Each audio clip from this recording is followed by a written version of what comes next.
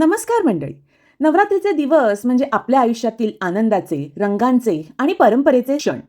आणि त्यातलाच एक गोड भाग म्हणजे भोंडला, भुलाबाईची गाणी आणि खिरापत.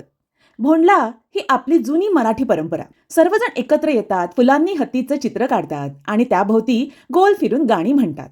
भुलाबाई ही एक लोकदेवता मानली जाते. ती आईसारखी रक्षण करणारी, घराघरात शुभत्व आणणारी देवी म्हणून ओळखली जाते. नवरात्रीच्या काळात, विशेषतः भोंडल्याच्या काळात, स्त्रिया, मुली भुलाबाईची पूजा करून तिची गाणी म्हणत असत.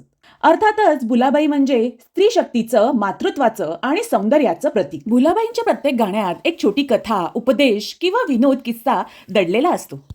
खिरापत ही भोंडला या पारंपरिक सणाचा शेवटचा आणि गोड भाग.